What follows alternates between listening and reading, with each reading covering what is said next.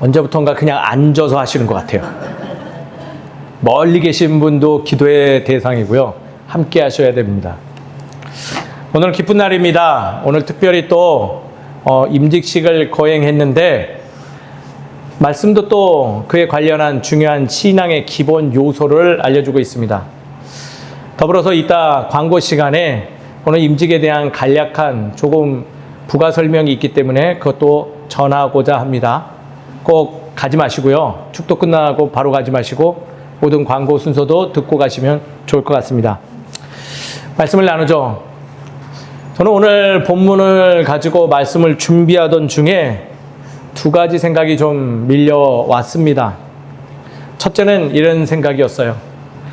복음을 따라 살아가는 일이 왜 이토록 힘든 여정이어야 하는가라는 생각이에요. 즉 쉽게 표현하면 신앙생활을 하는데 왜 꼭 이렇게 힘이 필요한 것인가라는 것이죠. 두 번째 생각은 이런 거예요. 믿음을 가지고 살아간다면 되도록이면 꺾이지 않는 담대함이 필요하구나라는 생각이 밀려왔어요.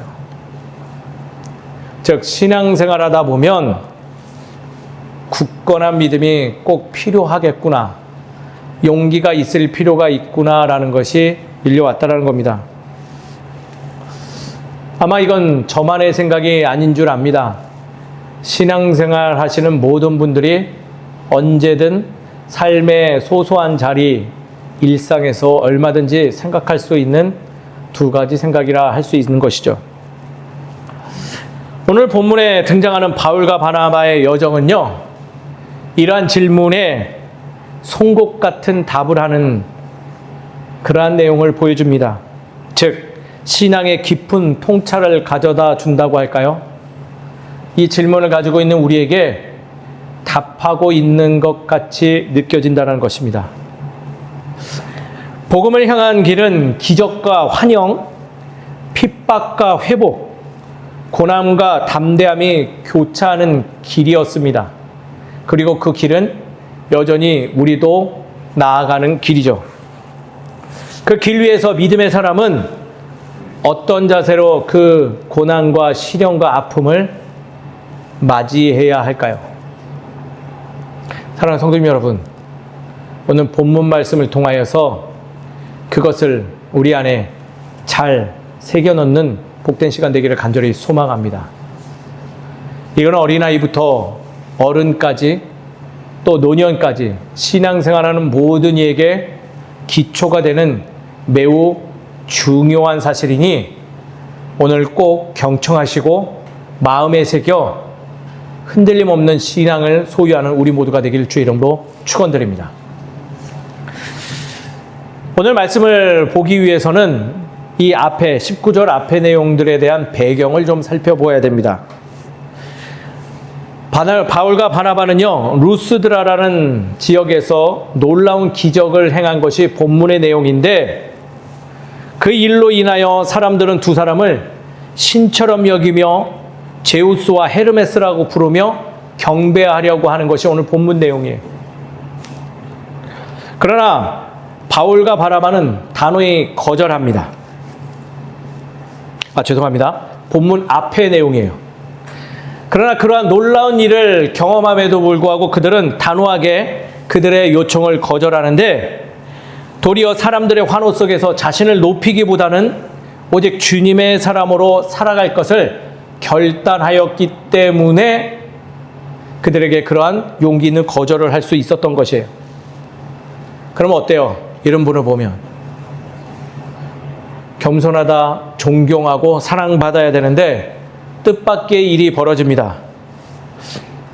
이전에 안디옥에서 또 이고니온에서 복음을 전했던 사람들 중에 이들을 탐탁치 여기지 않는 이들이 있었던지 그들이 그 자리까지 쫓아왔어요.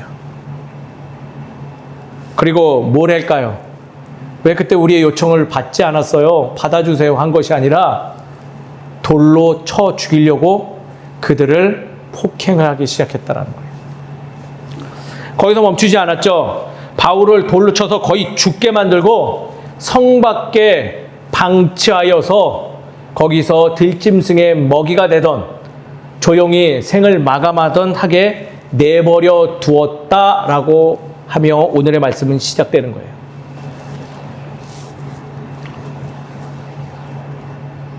쉽게 요약하면 이거죠. 선한 일, 하나님의 일을 감당했는데 무슨 일이 좀 벌어진 거예요? 네. 이거예요. 제가 막 복음을 전하는데요. 저기 저희 고향에서 어떤 친구가 와서 야 이승현 일로 와봐.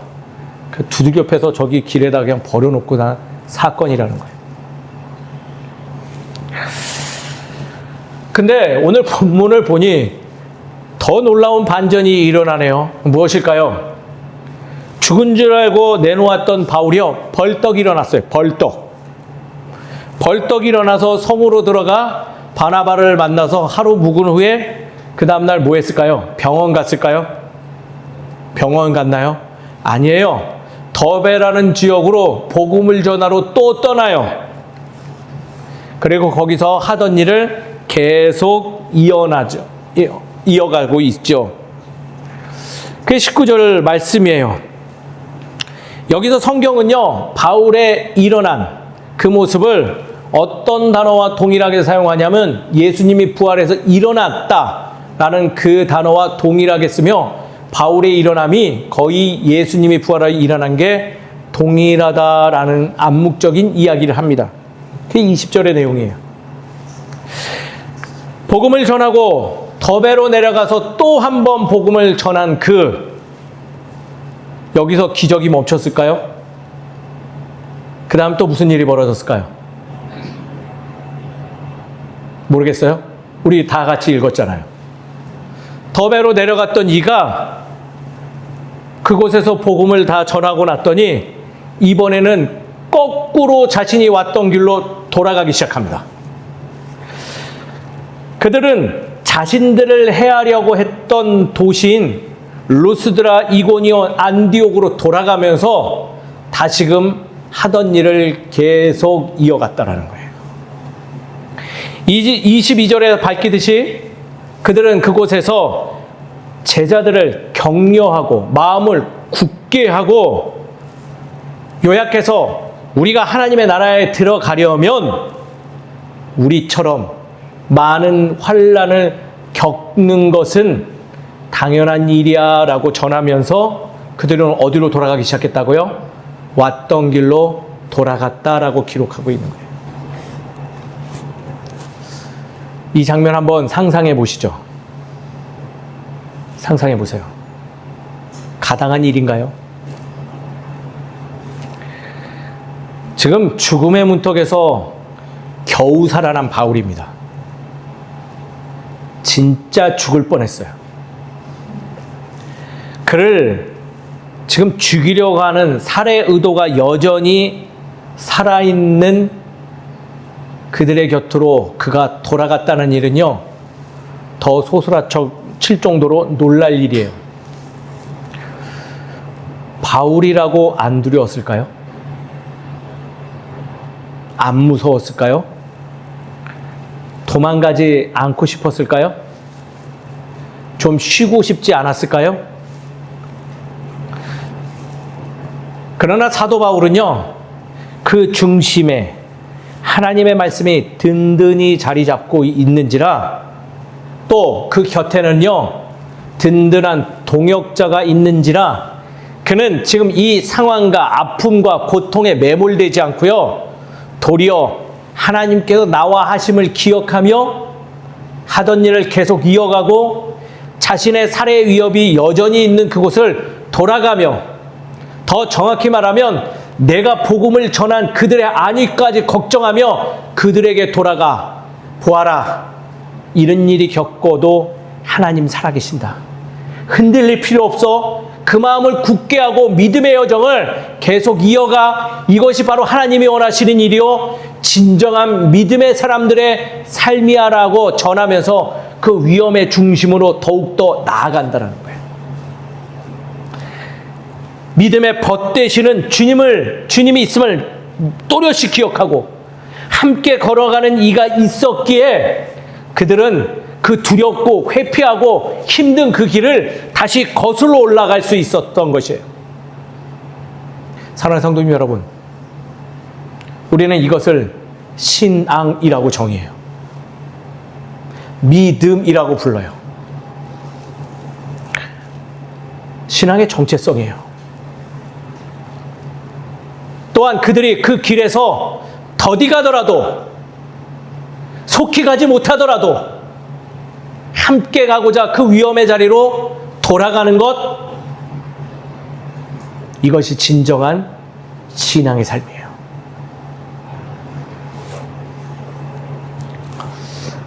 사랑하는 성도 여러분, 신앙생활을 어떻게 생각하십니까?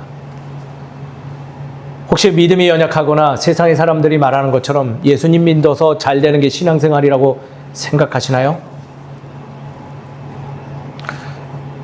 죄송한데 여러분, 그거는 잘못된 신앙의 생각입니다. 오늘부로 그것을 내려놓길 소망합니다. 신앙의 삶이라는 것은요, 애초부터 두려운 길이에요.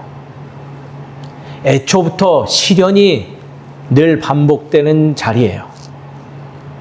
그러나 누가 있음을 기억함으로, 주 하나님 아버지께서 나와 동행하심을 기억함으로 그 길을 감당할 수 있는 힘을 공급받는 것이 바로 신앙의 정체성이에요.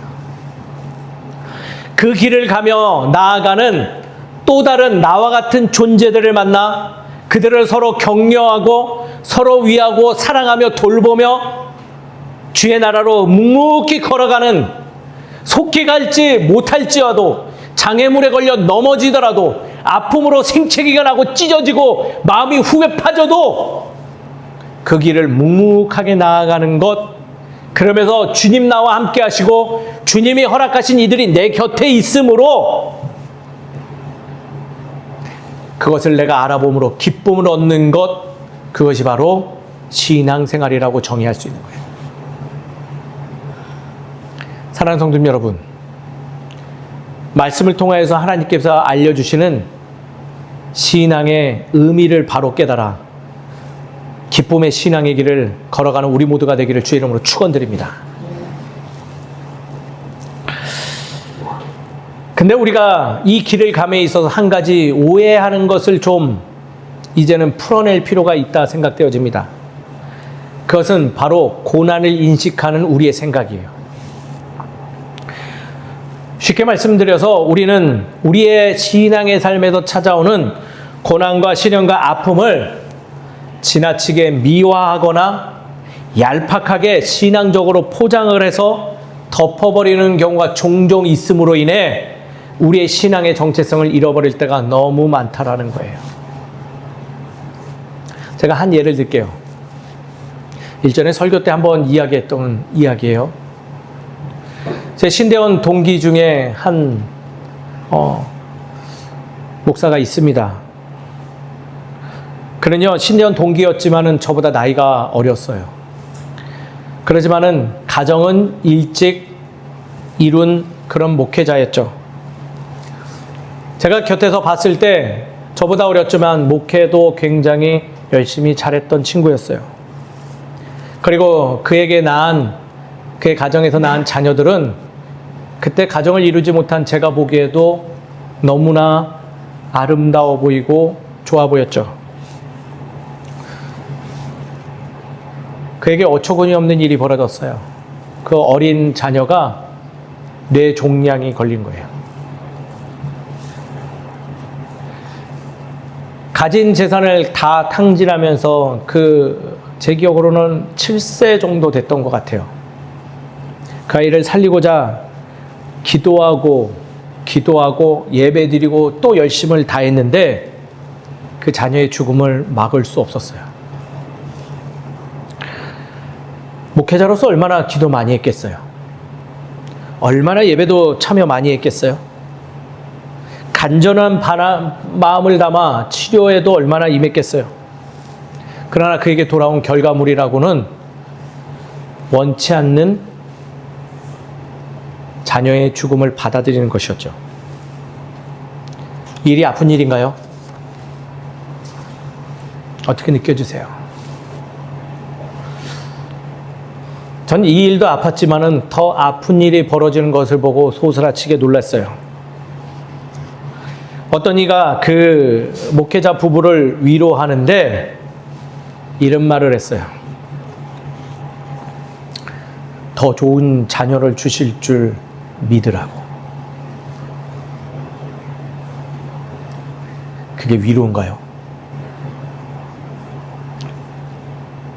얄팍한 마음으로 어설프게 미화하여서 자녀를 위로한 일. 전 그거야말로 진짜 신앙인이 저지르는 폭행 중에 가장 큰 폭행이라고 생각해요.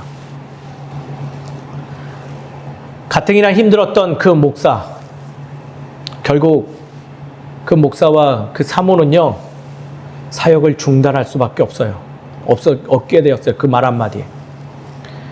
그리고 몇 년간 방황하게 되었죠. 그래도 다행인 것은 최근 작년 초인가요? 목회로 다시 복귀했다는 소리를 전해 듣게 되었다는 거예요. 우리가 신앙생활에 마주하는 아픔과 힘듦, 고통들을 자신도 모르게 미워하여 어설프게 준비되지 않으므로 다른 이들을 돕는 경우를 종종 발견해요. 더 좋은 걸 주실 줄 믿고 살아가면 돼? 주님이 낫게 해주실 거야. 책임도 못 질 말들 남발하며 어설프게 그들에게 다가갈 때가 있죠. 그러다 보니 상처만 주고 가슴이 너덜너덜한 채 신앙의 길을 떠나갈 때가 있어요. 정녕 그 모습이 말씀에서 우리에게 권고하는 권면의 신앙인의 모습일까요? 절대 아니에요. 신앙은요, 고난을 미화하지 않습니다. 또한 성서는요, 우리의 아픔과 시련을 얄팍하게 대하지도 않습니다. 진정한 위로는 아픔을 겪고 있는 이와 함께 묵묵히 눈물 흘려주는 것이래요. 외면받은 자와 함께 더디 가더라도 같이 생활해 주는 것이라고 알려줍니다. 억울한 일을 당한 이들의 이야기에 귀 기울여 주는 것, 그것이 진정 고난을 대하는 자세라고 하죠. 즉, 고통의 깊이를 외면하지 않으며 그 안에 그 깊은 고통의 자리에 하나님이 어떠한 마음으로 동행하고 계시는지 살피는 것이 진정한 신앙의 모습이다라고 이야기하고 있어요. 그러면서 권고하죠. 그 고난을 어떻게 견뎌내야 하는지, 그 상황에서 어떻게 주님과 동행해야 되는지 말하고 있는데요. 성서는 대표적으로 이렇게 말하고 있습니다. 제가 찾아왔어요. 시편 119편 67절. 고난당하기 전에는 내가 그릇 행하였더니 이제는 주의 말씀을 지키나이다. 주의 말씀이 내게 소중한지를 깨닫고 지켜나가는 것이 옳대요. 시편 119편 71절. 고난당한 것이 내게 유익이라 이로 말미암아 내가 주의 율례들을 배우게 되었나이다. 아픔을 통해서 주의 마음을 발견하게 되었다라는 거예요. 고난을 그렇게 대하래요. 또 시편 23편은요. 그로 인해서 우리가 얻을 담대함에 대해서 소개하죠. 내가 사망의 음침한 골짜기를 다닐지라도 해를 두려워하지 아니함은 주께서 나와 함께함이로다라는 것을 명백하게 기억할 때 우리가 고난을 이겨낼 수 있다라고 알려주고 있어요. 사랑하는 성도님 여러분, 고난을 지나며 고백된 믿음의 선배들의 모습 속에서 우리가 고난을 얼마나 취약하게 대하고 있는지, 미화하고 얄팍하게 사용하고 있는지에 대해서 우리는 발견할 줄 알아야 돼요. 그리하여서 말씀에 고백되고 권면된 대로 주의 말씀을 따라 더 절실히 살아가는 우리가 돼야 될 줄 믿습니다. 믿는 자들도 아파요. 신앙의 삶을 살아가는 이들도 두렵습니다. 그러나 믿는 자는요, 고난 속에서 아프다 노래하지 않아요. 힘들다 죽는다 이야기하지 않아요.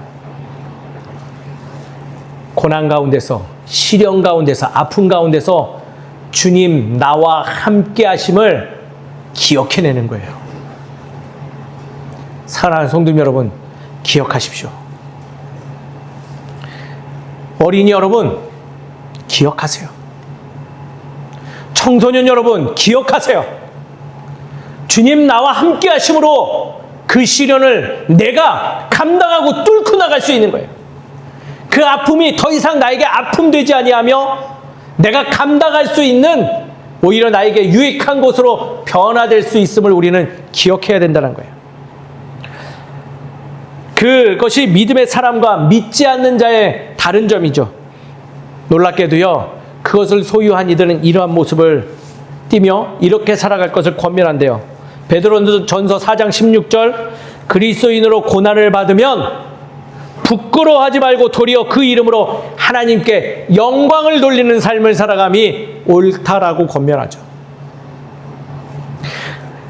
베드로전서 3장에는요 14절에서 15절, 의를 위하여 고난을 받으면 무엇이 있다고요? 복이 있나니 너희 마음에 그리스도를 주로 삼아 거룩하게 할 기회다라고 알려주고 있어요.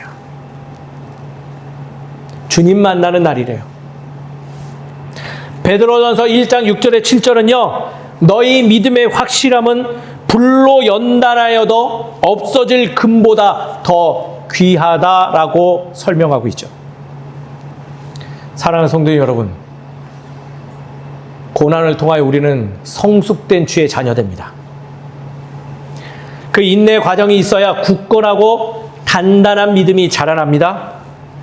고난을 겪지 아니하면요, 어린아이와 같다는 히브리서의 말씀처럼 우리는 고난과 시련을 회피하는 삶이 아니라, 얄팍하게 대하는 그런 어설픈 삶이 아니라 그 때를 마주하고 감당하여 성장하여 성숙되어져야 되는 그 권리를 누려야 됨이 우리 신앙의 모습인 것입니다.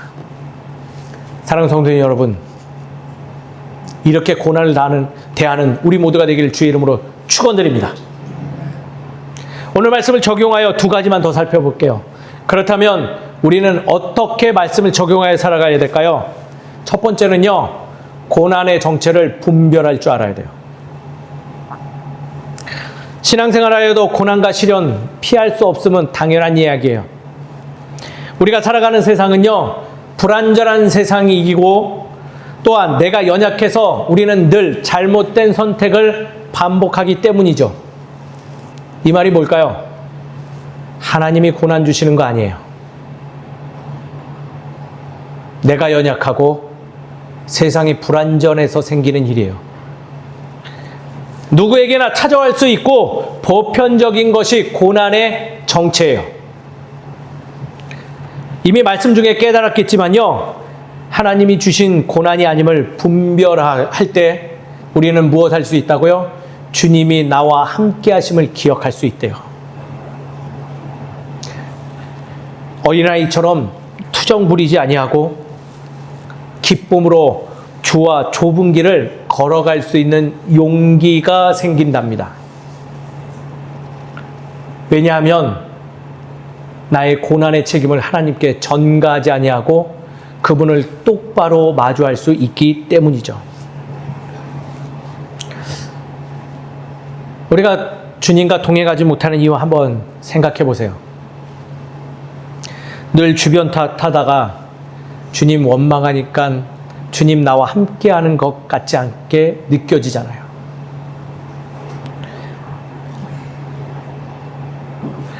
주님이 나의 아픔에 참여해 주신 일을 기억하면요, 내 아픔을 견딜 힘이 생기는데 우리 그러지 않잖아요. 주님이 나와 함께 아파해 주심을 기억하지 못하니 우리가 늘 주님을 원망하잖아요. 주님께서 인도하시는 길을 말씀으로 알려주시는 길 간과하니 주님이 나와 함께 하시는 걸 못 느끼잖아요. 사랑하는 성도님 여러분, 고난의 정체를 분별하십시오. 주님 나와 상관없지 않습니다. 주님이 우리 힘들어라고 고난 주시는 거 아니에요. 도리어 고난을 통하여서 힘들어할 때 주님이 우리의 삶에 참여해 주십니다. 그분과 동행하십시오. 바울과 바나바처럼 그렇다면 두려운 길도 담대하게 나아가는 나 자신을 발견될 줄 믿습니다. 두 번째는요, 동행하는 기쁨을 소유하길 소망합니다. 어떤 기쁨이요? 동행하는 기쁨. 주님이 나와 동행함을 발견했다면 무엇도 발견해야 될까요? 나와 함께 걸어가는 이들이 있음을 기억해야 된다는 거예요. 그래야지 성숙한 믿음을 소유할 수 있어요. 바울도요, 함께하는 바나바가 있었기에 힘을 낼 수 있었어요. 용기를 낼 수 있었어요. 이게 참 맞는지 모르겠지만 사람이 참 연약한데요, 나쁜 일도 함께 해야지 할 수 있어요. 근데 이상하게 좋은 일은 혼자 하려고 그래요. 기쁜 일은요, 우리를 용기 있게 만들어주는 그 기쁨을 허락합니다. 함께 하셔야 돼요. 그러면 거기서 생각지도 못한 기쁨이 샘솟습니다. 제가 오늘 별로 이야기하고 싶지 않지만 누구를 좀 칭찬하고자 합니다. 제가 좀 비밀 한 가지 알려드릴게요. 저에 대한 비밀. 놀라지 마세요. 정말 놀라지 마세요.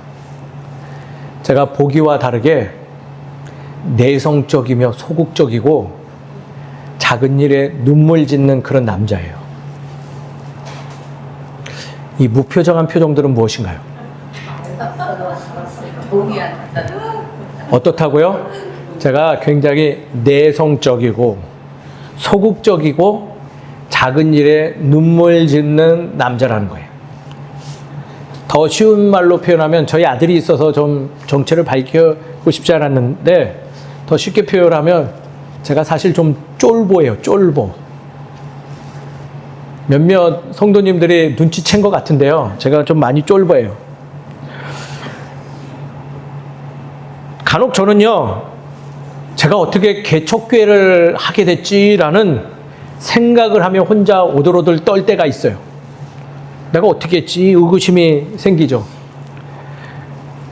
이 쫄보가 청빙이나 받아서 가지 뭐가 있다고 그걸 했는지. 진짜 쫄보 중에 상쫄보였거든요. 그래서 그 생각이 밀려와서 생각해 보면요, 이 부분이 좀 인정하고 싶지 않은데 제가 분명히 말하기를 제 아내와 자녀들 때문에 했다고 생각되어져요. 아무도 안 믿어줄 때 저희 아내만 제가 그 길 가는 거를 믿어주었고요. 자녀들을 보니 얘네들한테 부끄러운 목사 아빠가 되기 싫어서 힘이 났어요. 평상시에는 그렇게 꼴보기 싫었는데 함께 나아가는 길을 생각하며 그들을 바라보니 내게 감당할 수 없는 기쁨과 용기를 주었다라는 거예요. 사랑하는 신앙 공동체가 서로에게 귀한 가족이 됨을 기억하시길 바랍니다. 사도 바울과 바나바도 전한 그곳에 불편한 사람 없었을까요? 그럼에도 그는 다시 돌아가면서 그 불편한 이들도 나와 함께 가는 동역자임을 인식하고 그들에게 다시금 주의 복된 이야기를 전하고자 거슬러 올라갑니다. 갈수록 그 기쁨은 배가 됐죠. 미우고 꼴 보기 싫어도요, 내 곁에 있는 이가 주께서 허락하신 이들입니다. 한 번쯤 이쯤 되면 옆에 있는 분들에게 고맙다고 말 좀 하시죠. 한번 해보시죠.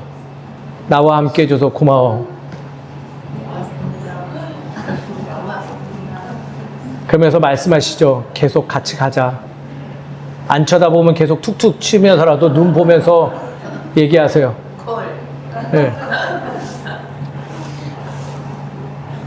서로 아픔을 돌보고 서로에게 힘을 더해 주어서 신앙의 마음을 자라나게 하는 것, 그것이 신앙의 진실된 모습입니다. 그리고 그 힘으로 우리는 고난을 이겨낼 수 있는 것이에요. 말씀을 마치죠. 늘 보시는 십자가입니다. 저희 교회에 세워진 십자가에는요, 고난에 참여해 주신 예수님의 마음을 담고 있습니다. 우리는 종종 성숙해지고 부해지고 평안해지고 기쁨이 넘쳐나고 모든 게 잘 되는 삶을 강구하지만요, 사실 그런 삶은 현실에서 불가능합니다. 그러나 말씀은 약속해 주세요. 하나님은 우리가 그 고난을 능히 이길 힘을 부여해 주신다. 하나님은 이미 우리에게 협력하여 선을 이룰 수 있는 힘을 약속해 주셨다라는 거예요. 사랑하는 성도 여러분, 고난과 시련 없는 삶을 기대하지 마십시오. 그거는 미화하는 거고 얄팍하게 대하는 자세입니다. 대신 굳건한 마음으로 고난과 시련과 아픔 속에서 주와 동행하는 삶을 살아가겠다 결단하십시오. 더불어서 시련 가운데서 나와 함께하는 이들과 함께 더디 가더라도 함께 가겠다고 마음을 먹으십시오.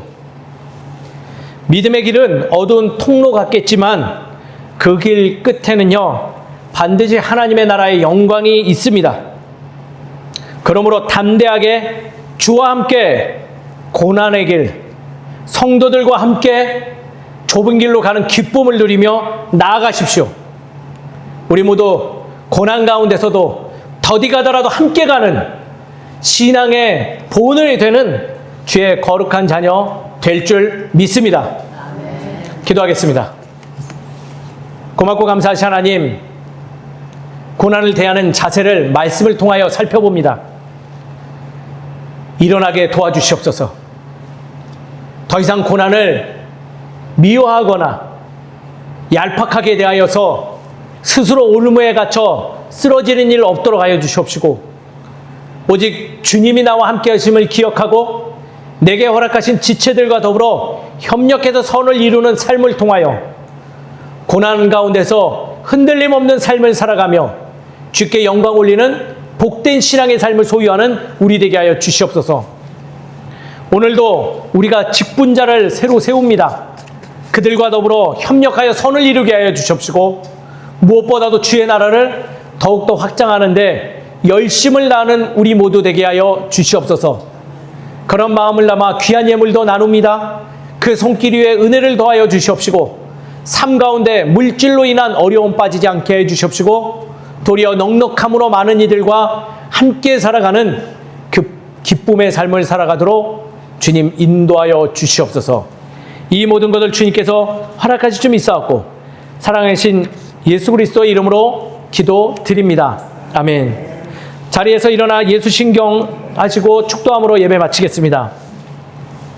다 함께 예수 신경 외치겠습니다. 이스라엘아 들으라, 주 곧 우리 하나님은 유일한 지시라. 내 마음을 다하고 목숨을 다하고 뜻을 다하고 힘을 다하여 주 너의 하나님을 사랑하라. 그리고 내 이웃을 내 자신과 같이 사랑하라. 이보다 더 큰 계명이 없느니라. 아멘. 축도하겠습니다. 지금은 우리 주 예수 그리스도의 은혜와 하나님의 무한하신 사랑과 성령님의 감화감동 역사하시고 인도하심이 고난을 대하는 자세를 말씀에 근거하여 주와 동행하고 함께하는 이들과 협력하여 선을 이뤄 주께 영광 올리겠다 결단하는 이 자리에 있는 모든 성도들 머리 위에 가정과 직장과 삶의 터전위에 이제로부터 영까지 함께해 주시기를 간절히 축원하옵나이다. 아멘.